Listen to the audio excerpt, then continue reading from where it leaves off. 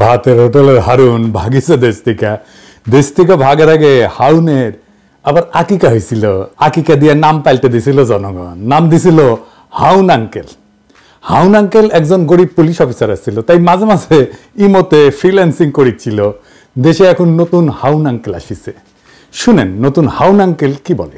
জামাত ইসলাম একটি ধর্মান্ধ, একটি উগ্রপন্থী দল। তারা ধর্মকে নিয়ে ব্যবসা করতে চায়। আর পরিষ্কার স্পষ্ট কথা আমি কয়েকদিন আগে বলেছিলাম যে যারা এই ধর্ম ব্যবসায়ী তারা ধার্মিক নয়। আর ধার্মিক তারাই যারা ধর্মভীরু এবং যারা আল্লাহকে ভয় করে। আমার এলাকায় বীরশ্রেষ্ঠ ক্যাপ্টেন মহিউদ্দিন জাহাঙ্গীর সাহেব শাহিদ রয়েছেন। উনি রাজাকারদের দ্বারা নিহত হয়েছেন, পাকিস্তানি সেনাবাহিনীর দ্বারা নিহত হন নাই। শেখ মুজিব সাধারণ ক্ষমা ঘোষণা করেছিলেন, শেখ হাসিনা এসে বিচার শুরু করেছিলেন। আজকে তারা যেভাবে আস্ফলন করে বেড়াচ্ছে, আমি মনে করি যে যুদ্ধ অপরাধীদের বিচার কন্টিনিউ করা দরকার রয়েছে। সে বলিছে জামাত ধর্ম ব্যবসা করিচ্ছে, তাই না? হাসিনা মানবতা বিরোধী অপরাধ ট্রাইব্যুনাল করে জামাত নেতাদের বিচার করে ফাঁসি দিয়ে ঠিকই করেছে, আর জামাত ধর্ম ব্যবসা করে। হারুন ভাই হাঙ্গারের সাথে পলিটিক্স করেছিল রাজশাহীর। আমার চাইতে বড় নেতা ছিল, 3 বছরের বড়। ভাই কইয়াই ডাকতাম, যদিও খুব ঘনিষ্ঠতা ছিল না, কারণ উনি বিশ্ববিদ্যালয়ের আর আমি শহরে। রাজশাহী বিশ্ববিদ্যালয়ের 2 জন নেতা শহরের নেতাদের সাথে কাজ করতেন, এক রাগিব হাসান মুন্না আর ছাত্রমৈত্রীর, আর ছাত্র দলের রিজভি ভাই। যাই হোক, হারুন ভাইরে আজ আমি খুব বেশি কিছু কমু না আগের সম্পর্কের খাতিরে। কিন্তু হারুন ভাই, আপনি যদি এরকম বেপরোয়া ইন্ডিয়ান লাইনের রাজনীতি চালায় যেতে থাকেন, প্রমিজ আপনারে আমি হাউন আঙ্কেল বানাই দেবো। কেন আপনি ইন্ডিয়ান লাইন পার্সু করিচ্ছেন এটা দেখে দেবো। আপনি কোন আক্কেলে মানবতা বিরোধী অপরাধের সাফাই গাইয়া এটারে চলমান রাখার প্রস্তাব রাখলেন?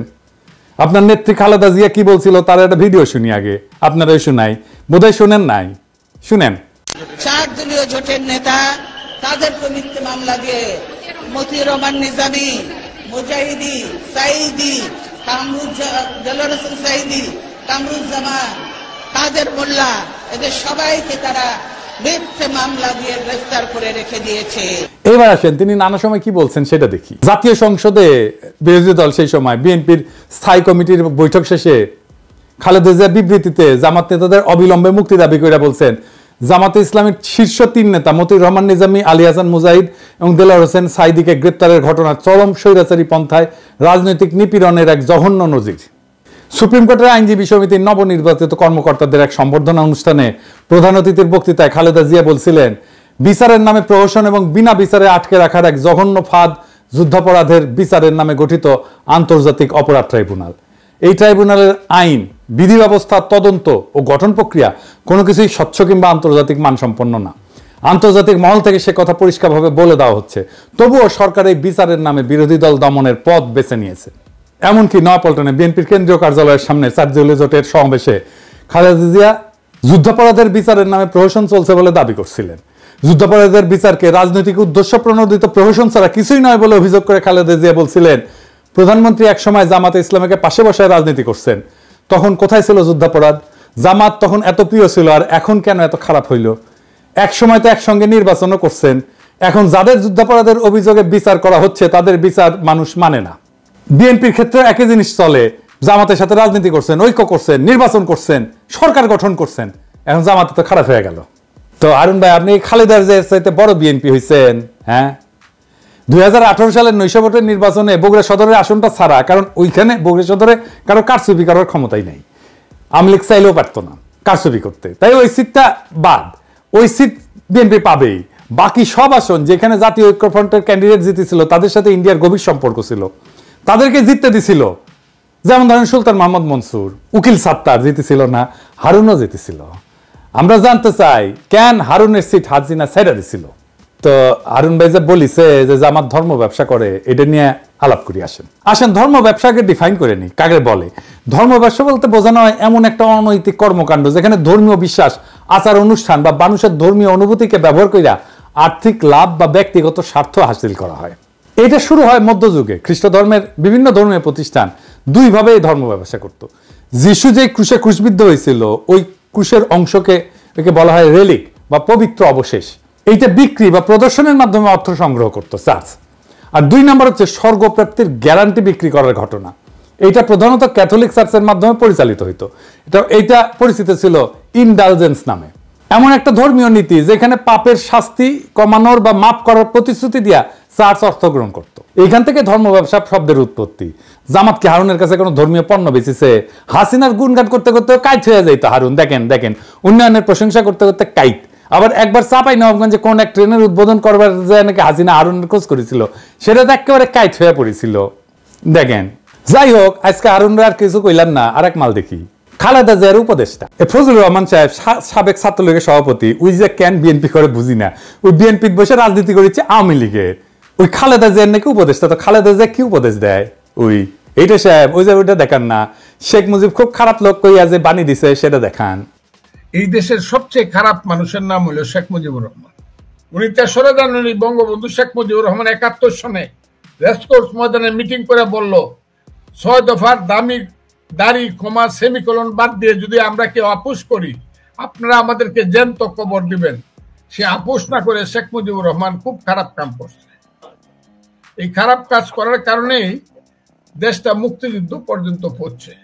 বঙ্গবন্ধু শেখ মুজিবুর রহমান 25শে মার্চ পর্যন্ত ইতিহাসের ক্যাপ্টেন সে। 1966 সন থেকে 1971 সন পর্যন্ত ইতিহাসের মুক্তিযুদ্ধের ক্যাপ্টেনের নাম হলো শেখ মুজিবুর রহমান। এখানে জিয়াউর রহমান একটা সেঞ্চুরি মারছে নতুন প্লেয়ার হিসাবে।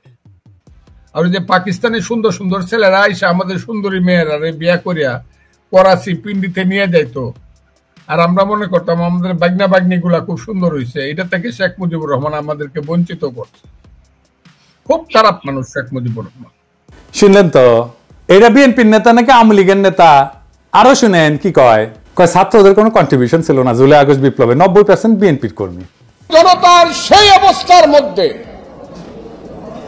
নিশ্চয়ই বৈষম্য বিরোধী ছাত্র আন্দোলন নামধারী নেতৃত্ব প্রকাশ্যে এবং গোপনে নেতৃত্বের ভূমিকা অবতীর্ণ হয়েছিল, কিন্তু সমস্ত জনগণের 95% ছিল জাতীয়তাবাদী শক্তির সমর্থক এবং বিএনপির নেতা কর্মী। আমি শুধু বলবো, উদাহরণ দেওয়ার জন্য, শুধু যাত্রাবাড়িতে থেকে দাউদকান্দি পর্যন্ত যে লক্ষ লক্ষ মানুষ ছিল, শেষ দিন যে 137 জন লোক জীবন দিয়েছে থানা দখল করতে গিয়ে যাত্রাবাড়ি, এরা কারা? এদের একজন কি ছাত্র ছিল? এদের একজন কি বৈষম্য বিরোধী ছাত্র আন্দোলনের নেতা ছিল, কর্মী ছিল? না, এদের প্রায় 99% লোক ছিল শহীদ জিয়ার আদর্শের কর্মী, খালেদা জিয়া এবং তারেক রহমানের কর্মী। কারণ আইসেনি আসিচ্ছি, এই প্রসঙ্গে আসিচ্ছি। আপনার নেতা মির্জা ফখরুল কি কইছিল আন্দোলন সম্পর্কে? বিএনপি নাকি আন্দোলনে ছিল না। এই যে দেখেন, তার কথা শুনেন। আন্দোলনের সঙ্গে শিক্ষার্থীরা সরাসরি জড়িত, আমরা এই আন্দোলনের সঙ্গে কখনোই সরাসরি জড়িত নই। 90% বিএনপি কর্মী হয়ে গেল। আর দেখেন, ছাত্রদের বিরুদ্ধে কি বিপুল ঘৃণা। সমন্বয়ক নামে 22-23 বছরের ছাত্ররা ডিসির সাথে মিটিং করতে যেতেছে, আর ওনার পুচ্ছে আগুন ধরে গেছে। শুনেন, এখন বাংলাদেশের সব দলের চেয়ে বড় দলের নাম হলো সমন্বয়কের দল। আমি কিশোরগঞ্জে গেছিলাম, যদি 4-5টা ছেলে হাতে ডায়েরি নিয়ে হাঁটে। আমি কেন আসছিলাম? ডিসি সাহেবের সঙ্গে মিটিং করতে আসছি। কোন ক্লাসে পড়ো? কলেজে ফার্স্ট ইয়ারে পড়ি, গুরুদয়াল কলেজে। এইভাবে 3টা জেনারেশন নষ্ট হয়ে যাচ্ছে বাংলাদেশের। কারণ সমন্বয়ক হইলে পরে ফার্স্ট ইয়ারে পড়েই ডিসি সাহেবের সাথে মিটিং করে প্রজেক্ট করা যায়। এইবার দেখেন নিজেই কি কইতেছে, যে ও নিজে, ফজলুর রহমান নিজে যখন ওই বয়সে ছিল, ওই বয়সে 32 জনের মারছে, যারে কইছে তারই মারছে, তার সাঙ্গ পাঙ্গরা। এই যে শুনেন, আমরা ছোটখাটো মানুষ, কিন্তু আমি যে 23 বছরে যে পাওয়ার পাইছিলাম, এখন ইউনূস সাহেবের সেই পাওয়ার নাই। আমি আবারও বলছি, 23 বছর বয়সে আমার হাতে যে পাওয়ার ছিল মুক্তিযোদ্ধা কমান্ডার হিসাবে, আমি ইচ্ছা করলেই বলতে পারতাম, ও এরে ফেলায় দে। 16 ডিসেম্বরের আগে এ রাজাকার আমার বিরুদ্ধে যুদ্ধ করছে, ফেলায় দে। 15 জনকে গুলি করে আমার যে সৈনিকরা ছিল, মুক্তিযোদ্ধারা ছিল, ফেলায় দিয়েছে গাঙ্গের পারে। দেখেছেন? মুরব্বী, আপনার কি আদৌ ডিসিদের সাথে মিটিং করে ছাত্রদের নিয়ে ইনকা বিষোদ্গার করা উচিত? ওরা বিরোচিত কাজ করেছে, দলে দলে কাতারে কাতারে জীবন দিয়া সারা দেশের মানুষের জায়গায় তুলছে, ঐক্যবদ্ধ করছে। আর আপনার এখন পৌরুষ জায়গায় উঠছে না, আপনি কইতেছেন কোনো কন্ট্রিবিউশন নাই। আপনি হুশে আছেন মুরব্বী? আপনি মুরব্বী মানুষ, বেশি কিছু কমু না। আপনারা করেছেন কি? ঈদের পরে আন্দোলন কইরা কইরা তো বছরের পর বছর পার করেছেন, এখন গলাত প্রচুর জোর এসেছে না? আপনাদের তো মির্জা আব্বাস কইছে 28 অক্টোবর প্রাণ ভয়ে প্রতিরোধ গড়ে তুলতে পারেন নাই, এখন পাঙ্খা গজাইছে, হিংসা হয় ছাত্রদের, আপনারা হাত মারিছেন, বুঝেছেন? 16 বছর ধরে হাত মারিছেন, ছাত্ররা পাইরা ফেলা মেরে দিচ্ছে 3 সপ্তাহে হাসিনার। ফাল পারা বন্ধ করবেন, আবার ফাল পারবেন তো পাবলিকে কলে পাইরা ফেলবে, খুব খেয়াল। এইগুলা হইতেছে বাকশালী ডিম, বুঝছেন? বিএনপির বাসাত রাখিছে, বিএনপি তা দিচ্ছে এগুলাতে, এটা ফুটে বাকশালী চাও বাড়াবে। এবার বলেন, এই যে ভারত ঘেঁষার বাম এলিমেন্ট গুলা কই থেকে বাইর হইতেছে বিএনপির মধ্যে থেকে, আর প্রমিনেন্স পাইতেছে, এত মিডিয়া কভারেজ পাইতেছে, এইখানেই আছে বিএনপির আগাম নির্বাচনের দাবির প্রশ্ন।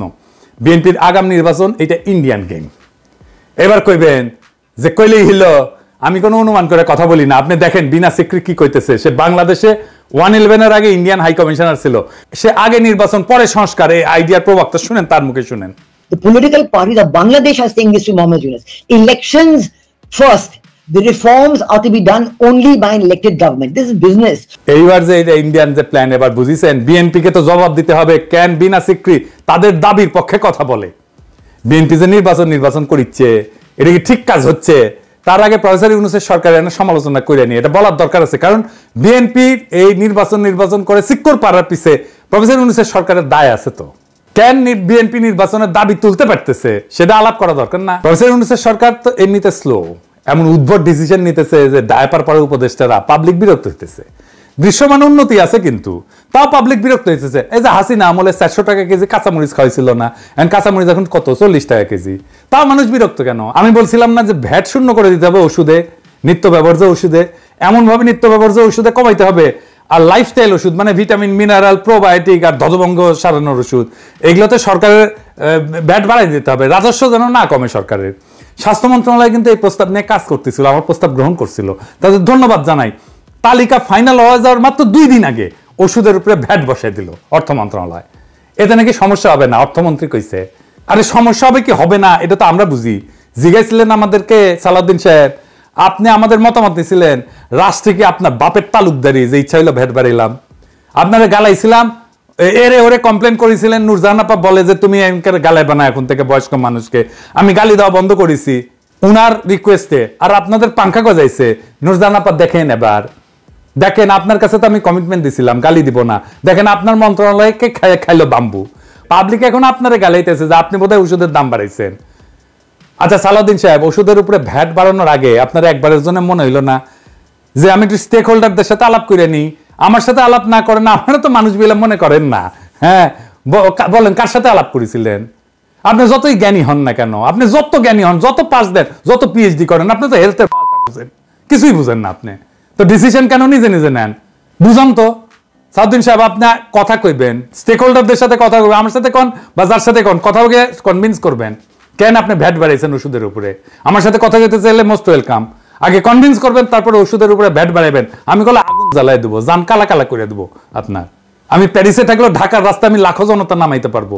ওষুধের উপরে ভ্যাট বন্ধ, ফুল স্টপ, 1 পয়সা ভ্যাট বাড়াবেন না। এবার আসেন বিএনপির নির্বাচনের প্রশ্ন। আচ্ছা বিএনপি ভাইরা, আপনারা যে নির্বাচন করছেন, ইকোনমির অবস্থা জানেন? ইকোনমি যে জয় বাংলা হয়ে আছে সেটা জানেন? খবরই তো নাই। অর্থনীতির অবস্থা নিয়ে ভিডিও আসবি, আমি ভয় পাইতে চাই নাই, তাই এটা নিয়ে কিছু বলি নাই। আপনার বলাইতেছে, আপনার না বললে আপনারা বুঝবেন না কিসের মধ্যে ল্যান্ড করতে যাইতেছেন। এর মধ্যে রাষ্ট্র ক্ষমতা যাবেন, পারবেন না তো চালাইতে, দেশই চালাইতে পারবেন না, টাকা নাই তো। আর আপনারা কি তৈরি রাষ্ট্র ক্ষমতা নেওয়ার জন্য? আপনার ছায়ামন্ত্রী সভা কই? রাষ্ট্রপ্রধান কে হবে? এইসব কি দেশবাসীর জানা উচিত না? এই যে 5 মাসে বেশি গেল, এই সময় অন্তঃসার শূন্য বক্তিমা ছাড়া আর কি দিচ্ছেন? সরকারের নাকি সাহায্য করবেন, কি ভালো সাহায্য করেছেন? এই যে ইন্ডিয়ান ডিসইনফরমেশন ক্যাম্পেইন কিছু করেছেন, এটার মোকাবেলা দল হিসেবে তো আপনার সক্ষমতা দেখতে চাই আমরা। আপনাদের তো খাইয়া ফেলবে ইন্ডিয়া। এখন ভাবিছেন ইন্ডিয়ার সাথে সিস্টেম করেছেন, ইন্ডিয়া ঝামেলা দিবে না। যেই মাত্র একটা স্বাধীন নীতির বাস্তবায়ন করতে যাবেন, তখন দেখবেন ওইসব প্রতিশ্রুতির চাঙ্গে তুইলা কোমর বেঁধে নামবে আপনার বিরুদ্ধে। এখন যদি মনে করেন আপনি ইন্ডিয়ার ইচ্ছা মতো চালাইয়া তার মন পাইবেন, পাবলিকে ছাড়বে, আপনাদেরকে ছাড়বে না। আপনাদের জনগণের শক্তির উপরে ভরসা করতে হবে। এই যে 31 দফা দিচ্ছেন, পুরাই তো বুলশিট।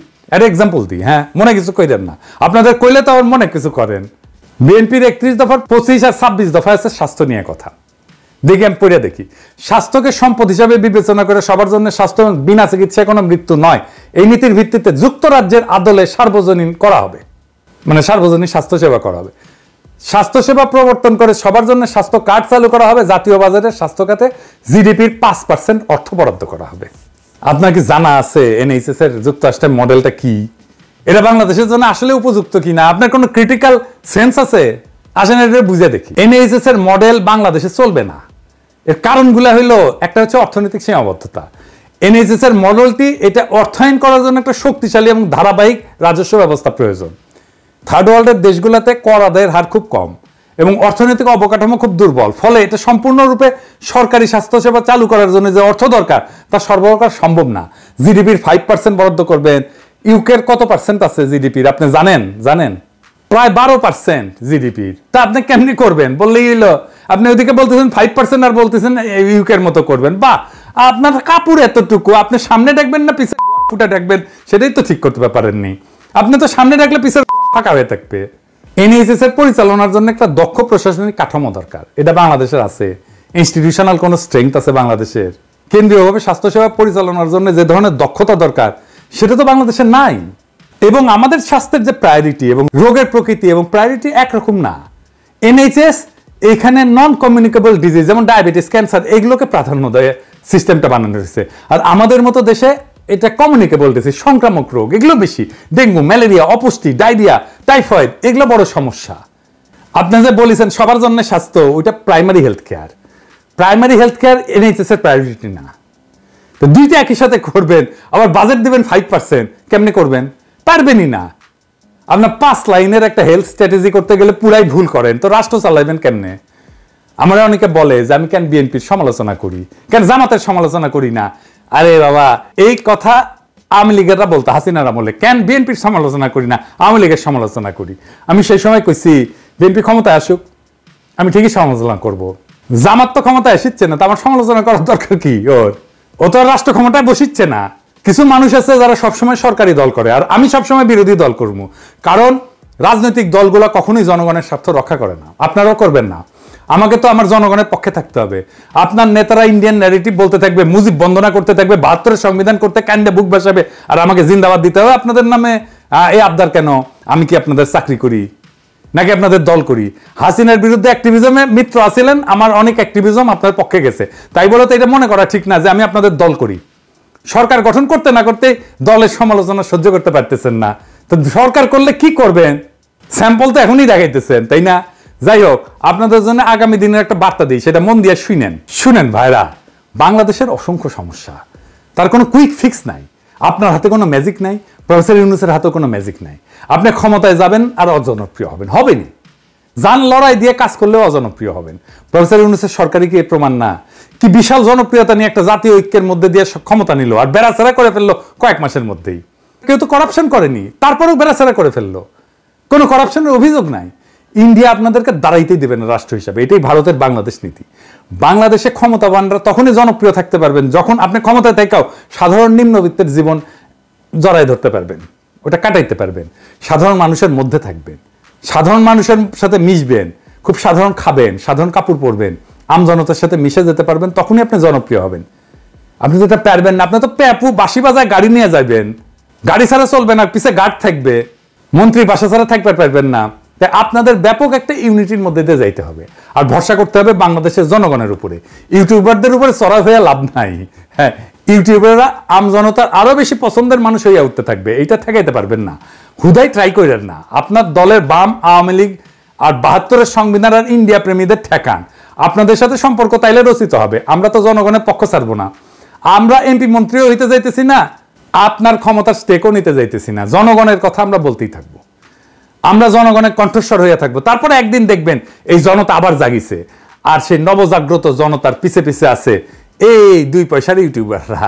এই জিনিস যদি দেখতে না চান, তার বদলে আপনারা জায়গা ওঠেন, জনতার শক্তিকে ধারণ করেন, জনতার আকাঙ্ক্ষাকে ধারণ করেন, দেশ এবং জাতি উপকৃত হবে।